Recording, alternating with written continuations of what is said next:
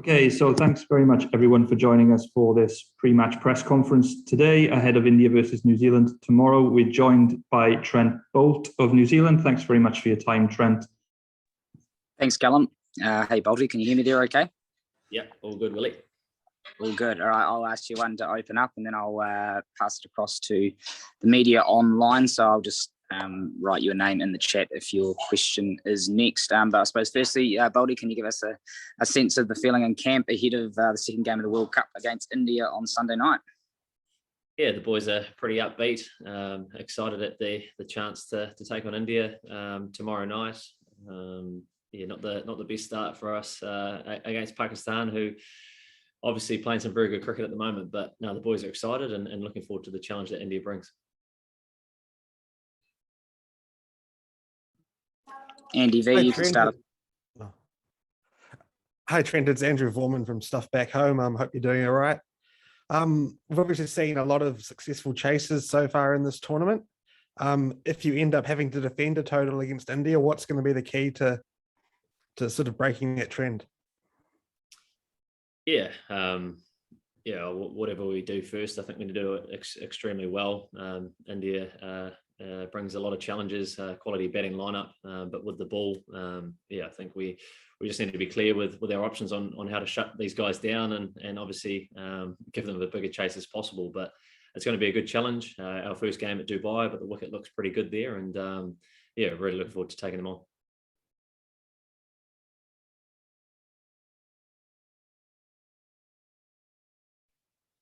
Hi Bolt, this is Boydurja from ANI here.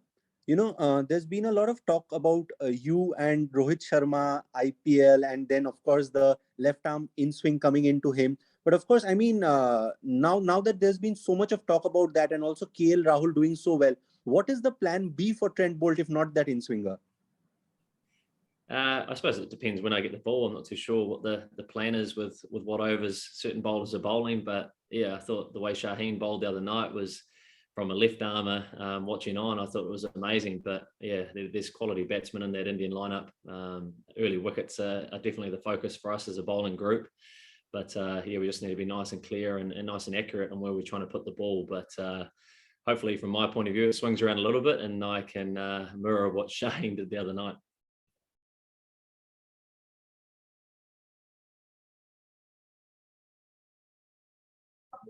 Rohit, next.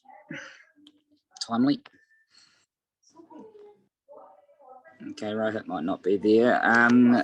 Rasesh from HT, do you want to go next? Trent, Pakistan came in with a fair amount of pace. That's been one of their strengths. How differently is the team preparing for India's bowling attack, and what do you make of what they offer? Yeah, much of the same in a way. The bowlers bring a lot of pressure, a lot of accuracy. The batting unit definitely hungry to put on a decent score and really put some pressure on the opposition. But yeah, the way Pakistan have gone about their business in this tournament so far, obviously playing some great cricket, and yeah, have really set the tone. So we haven't played too much cricket in the tournament as yet, but the boys are just very excited to get out there and get our campaign off to a good start. Hi, Trent. This is Shamik from Indian Express.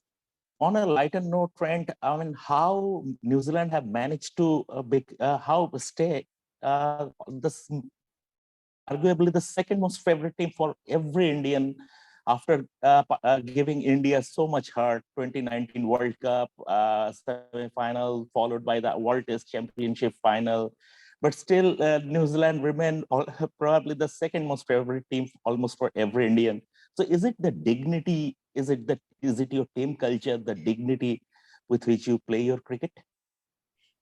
I think firstly, when it comes to these world events, playing India is always an exciting match. To the fans and the audience that comes with it is very exciting. And of course, as players, we want to take on the best players and really showcase our skills, etc. So we've had some good memories. We're really excited about tomorrow night, and in terms of the style of cricket that we play. And yeah, I suppose we try to go out there, play it in the right spirits, and play with a smile on our face, and really look to enjoy the game is probably the byproduct of the fans we get around the world. But we're very excited about the stage we'll be on tomorrow night, and hopefully we can upset, and get our campaign off into the winning form, and carry on through this tournament. But yeah, hopefully it's a good one. Hey Trent, this is Deva from Cric-Info. So I was just wondering if there's any latest update on Guppy after he took the blow last game. Gup is pretty good. He trained fully yesterday, and didn't see too many issues with him. So no, he's definitely a big piece of the puzzle for us at the top of the innings. So yeah, from what I know, he's good to go.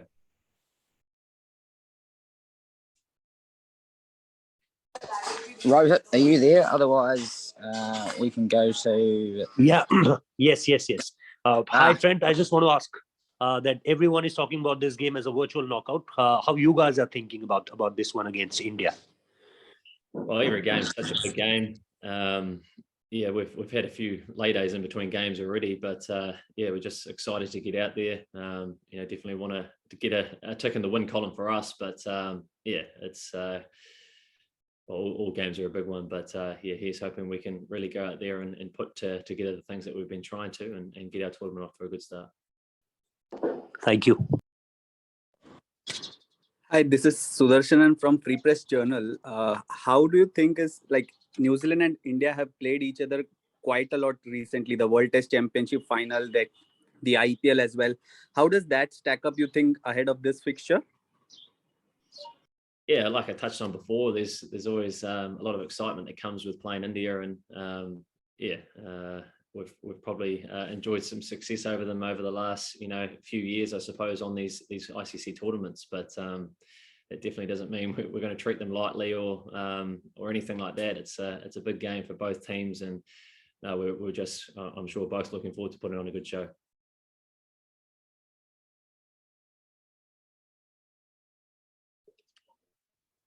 Nataraj, I've just put your name in the chat there. You might not be there. We'll go to Abhishek if Nataraj is not there. Okay. Hello, can you hear me? Nataraj here. Can you hear me? You're both on at the same time. Nataraj, you go first, and then Abhishek next. Fine.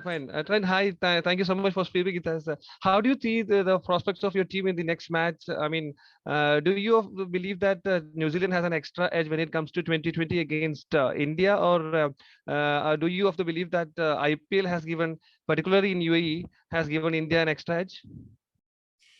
I wouldn't say we have an extra edge. I think both sides are stacked with quality players. In terms of our team, we're definitely excited about the opportunity that lies ahead for us. A few guys have been here playing IPL in the UAE, and obviously have relationships and have played a lot of these Indian guys a lot. So he's hoping we can put it all together tomorrow afternoon and get our ball rolling.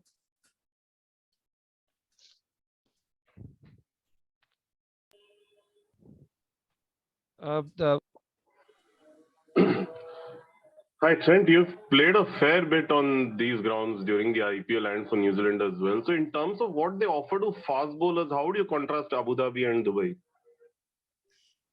I think the conditions here are a big challenge, to be honest. They can change drastically across the many weeks that we've been here. But in terms of our side, and I suppose the tools we have in our shed is a lot of experience, guys that can perform on certain wickets, and we feel confident that we have the skills to beat India tomorrow night. But it's definitely a big challenge, definitely unusual, foreign conditions to what we're used to back home. But that's the joy of international cricket and World Cup cricket. It's about testing yourself on numerous conditions. So no, he's hoping we go well tomorrow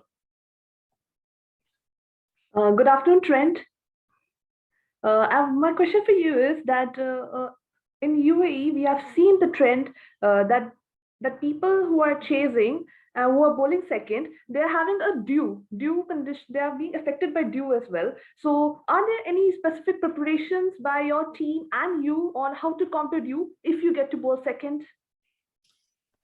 Well, it's a good question. I suppose it's a hard one to understand how much dew is going to come in, but from the one game we've experienced so far, there hasn't been too much of it. The overhead conditions have cooled down a lot nicely, so yeah, you just got to, I suppose, take your time and make sure you got a good grip on the ball and just be as accurate as you can. But yeah, it's going to be an exciting game, and yeah, hopefully some good cricket is played, and it's a nice, entertaining match for everyone watching.